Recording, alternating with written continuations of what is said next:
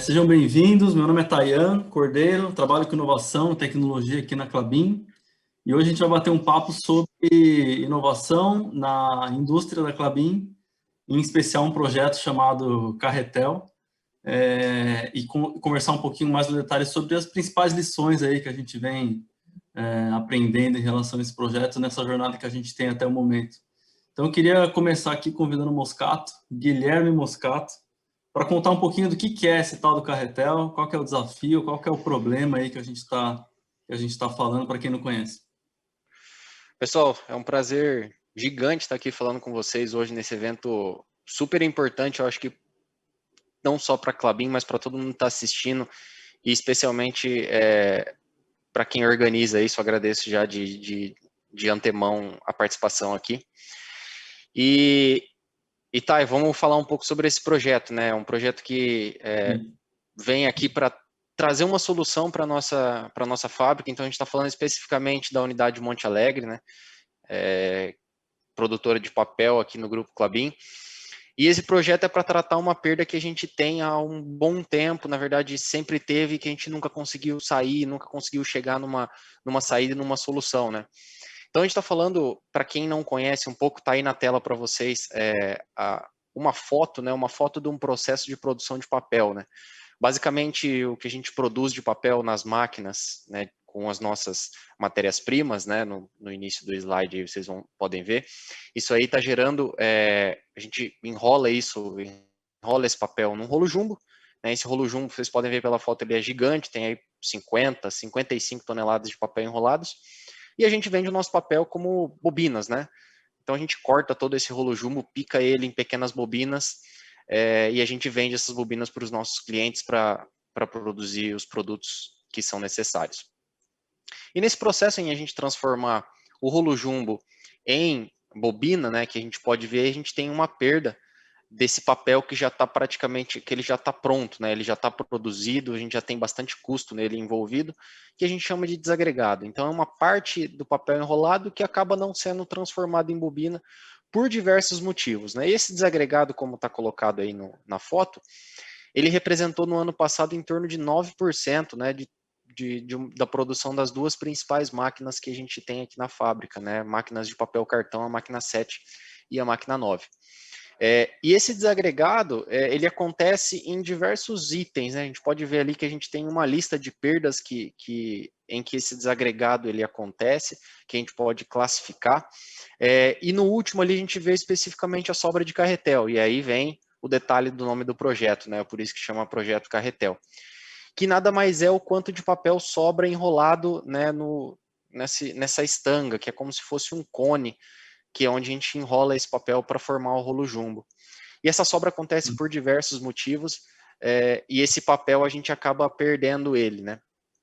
E com esse Imagina, projeto a gente tem então, só para quem não está muito familiarizado, que quase 10% do que a gente produziu que poderia ser vendido e faturado sobra no carretel no final, e isso é uma ineficiência da indústria, é isso, né? isso, sobra como desagregado total, né? Inclusive rolo de setup, refile, marca de estanga, que é um outro tipo de perda, mas que também é um desagregado.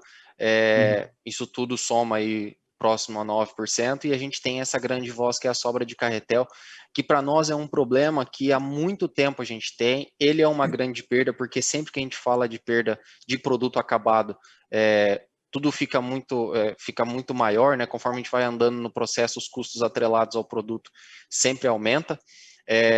Então a gente vê que isso é uma grande perda que a gente sempre teve, e a gente nunca conseguiu emplacar uma solução contínua, duradoura, e que fizesse a gente captar essa perda, né? Eliminar ela ou reduzir ao mínimo que a gente pode. Falando de captação, a gente está falando de uma perda de quanto aí, mais ou menos, assim, em linhas gerais?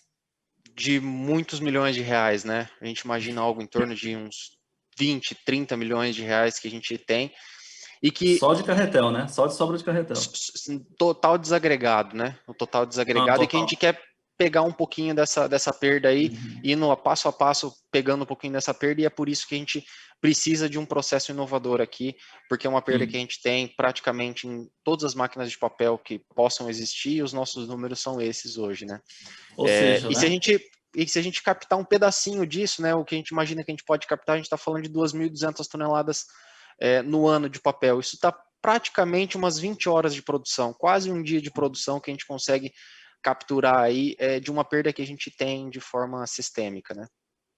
Ou seja, é um problema gigante, a gente tentou resolver de outras maneiras no passado, nos últimos 10, 15 anos, e aí agora, nesse último ano, a gente parece que encontrou uma ferramenta que talvez, né, tem dado bons insights aí para resolver esse problema, que é exatamente o que a gente vai contar para vocês, baseado em inovação, né? Então, eu queria que você e o Marcelo aí contassem um pouco sobre o que a gente está imaginando de solução, né, de forma rápida, e, enfim, a gente vai se complementando também. Como que tem sido esse processo até agora? Cara, eu acho que o principal aqui aí o Marcelo pode fazer também esse link, é o envolvimento de quem realmente usa, né, quem vai usar a solução e a forma com que essas pessoas vão interagir com a solução que a gente imagina, né. Não adianta nada a gente fazer algo que sirva para nós, né, e não serve para quem vai operar, e não serve para quem vai usar. Essa solução, com certeza, ela não vai ser duradoura. E o Marcelo pode explicar melhor, Marcelo, como está sendo essa interação das pessoas com pelo menos esse início do projeto que a gente vem tocando aí nesses últimos meses. Bom, é isso mesmo, né? O Moscato trouxe bem a realidade. A gente precisa desenvolver uma ferramenta útil para o operador e para facilitar também o entendimento dele do quão importante é o projeto. Então, desde o início que a gente começou, as primeiras conversas, a gente sempre fez questão de trazer o operador que faz todo o processo aqui na máquina para participar dos bate-papos, das discussões, visando desenvolver, de fato, algo que pudesse trazer um benefício relevante para nossa operação aqui no dia a dia. Basicamente, não adianta a gente empurrar uma solução, né? A gente precisa olhar a jornada, ver quais são as dores dos usuários, das pessoas envolvidas no processo, e a solução que tem que se adaptar ao dia a dia, à dinâmica, aos problemas dessa pessoa. No caso aqui é o operador que enrola esse rolo jumbo, né? O cara que supervisiona esse pedaço aí da produção. Mas vamos lá, falando um pouco sobre, de novo ainda, né, nesse mindset de inovação, né, que a gente está tratando, mindset de experimentação, mindset de laboratório dentro da indústria, né? Que lições vocês compartilhariam com a gente aqui de relevantes que vocês vêm percebido, tanto em vocês mesmo, quanto nos seus colegas aí na indústria, né? Que tipo de novidade ou diferença na forma de tocar o projeto tem sido bacana nessa jornada aqui até o momento? Tá, eu falaria que, assim, a gente aqui dentro, né, todas as fábricas praticamente da Klabin, aqui a gente tem roteiros, formas de tratar e resolver problemas, né, e que dão muito certo, né, sempre deram muito certo, não à toa a Klabin está onde está hoje, cada unidade tem a sua forma, todo o complexo que a Klabin é hoje, né. Porém, existem alguns problemas que talvez a gente ainda hoje não conseguiu emplacar com uma solução que a gente tem, com os roteiros, com os trabalhos e as soluções que a gente busca aqui dentro, né? E talvez, especialmente agora com essa situação, né, de pandemia e o motivo da gente estar aqui reunido virtualmente para falar um pouco sobre isso, né, trouxe uma dificuldade maior, porém eu acho que a forma com que a gente enxerga o problema e trazendo pessoas, que aí a gente vem falando especialmente do Tech Lab, de enxergar problemas de uma forma diferente, de trazer a inovação na essência do problema, eu acho que isso vai ser com certeza é um dos grandes marcos, assim, para a gente emplacar um projeto desse, né? Além do fato da gente estar envolvendo as pessoas que vão usar, que nem você comentou, né? Moldar a solução para as pessoas e não chegar com a solução pronta para as pessoas, eu acho que são os dois pontos importantes, né? Não à toa que a gente já conseguiria, né, engatilhar outros problemas que a gente imagina que esse tipo de solução e de processo pode ajudar a gente a resolver. Então, para mim, essa é a grande mudança e é algo que a gente com certeza vai construir e enraizar, né, como soluções de problemas aqui dentro. É uma coisa que eu tenho muito forte também, assim, que eu percebo de forma muito evidente assim nesse processo, tem sido como a gente vai quebrando aquele mindset de que não, eu preciso ter uma solução 100% pronta para começar a pensar no que pode ser feito. Ou então, cara, esse problema é gigante, a gente está falando de um problema de milhões para a Klabin, eu preciso de uma solução extremamente parruda para começar a experimentar. Esse mindset a gente começa aos poucos quebrar, né? Então a gente vê nesse caso do Carretel, nossa primeira prova de conceito, nossa primeira POC, e aí o Marcelo vai conseguir falar com mais detalhes, foi uma planilha de Excel, velho. Então, não sei se vocês conhecem aquele case da Easy Taxi, do Thales lá. Primeira POC da Easy Taxi, que veio antes da Uber, foi um site que o cara colocava ali o endereço que ele queria e um ser humano ficava atrás recebendo e ligando para as concessionárias de táxi para pedir o táxi para aquele cara. Então, é esse pensamento enxuto, é esse pensamento de falhar rápido, esse pensamento do Lean, né? Que eu acho que começa a invadir um pouco assim a mente das pessoas, e aí você começa a falhar mais rápido e entender que não tem problema falhar, o problema é falhar caro, o problema é falhar demorado, né? Então, acho que esse mindset é um ponto bacana também. Mas conta aí, Marcelo, o que você tem percebido aí de lições aí nesse processo? Bom, acho que é isso mesmo, né, Tayan? A gente, lá no começo, quando começou a conversar, desenvolveu um método que pudesse ser eficiente e nos ajudar. A gente pensou primeiro pequeno, numa ferramenta que fosse fácil de testar na máquina, e eu acho que o entusiasmo do operador, quando ele foi trazido para essa conversa, que ele começou a participar, que ele entendeu o benefício que o projeto traria, não só para a máquina, mas para o grupo de forma geral, né? A gente já falou um pouco dos resultados, foi muito significativo no desenvolvimento, né? A gente conseguiu rapidamente ter um primeiro piloto, testou na máquina, e a partir daí a gente foi desenvolvendo novas ideias junto com os operadores, né, participando sempre. Então a gente viu sendo construído um método que já colhe bons resultados, né? Tem muita coisa ainda para a gente fazer, mas a gente já percebeu que estamos no caminho certo. Essa é a parte boa de inovar, né? A inovação engaja, né, cara? A galera se anima, né, com coisas novas, com coisas que vêm para efetivamente resolver o problema que está acontecendo na prática, né?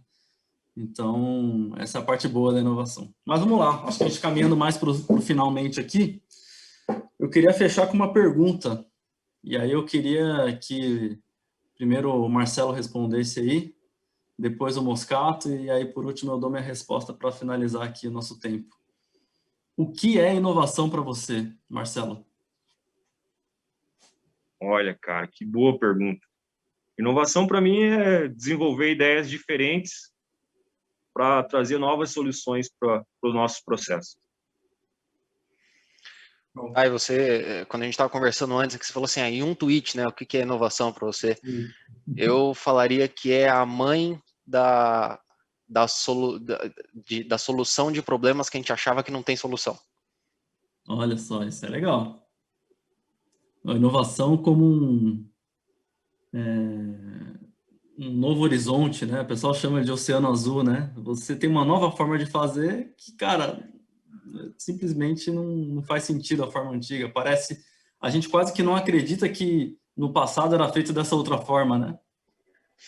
E em momento algum a gente comenta assim que é uma solução mirabolante ou que precisa da NASA descer aqui e fazer um negócio de outro mundo, né, cara? É sempre envolvendo as pessoas, que eu acho que o testemunho que o Marcelo dá de envolver as pessoas, tá aí o grande sucesso do negócio, né? Claro que o projeto ainda tá no começo, do começo para frente, né? Mas a gente vê um grande potencial, e esse potencial só se traduz em resultado quando a gente consegue implementar ele, né? Legal. Muito bom.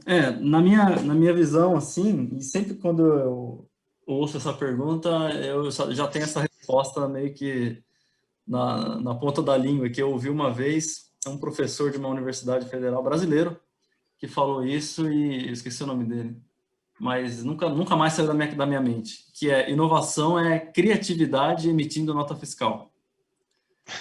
Então, é a história de que a gente não é inventor, né? A gente não está aqui para ficar olha só, um monte de coisa diferente. Isso faz parte, né? Isso é uma ferramenta, né? Mas uma vez que você consegue aplicar a imaginação, aplicar ferramentas de criatividade, aplicar ferramentas de design, novas tecnologias, aplicar o ecossistema de inovação, né? Conversa com startups, etc. Há uma solução de problema efetiva, né? Ou seja, emitir notas fiscais. Aí eu acho que aquela lâmpadazinha da inovação acende e a coisa vai para frente, sabe? Então, é isso, gente. Obrigado pelo tempo. É um prazer aqui compartilhar um pouco do que tem acontecido nessa jornada aí desse projeto com vocês. E até a próxima. Valeu, pessoal. Obrigado. Valeu, gente. Até mais.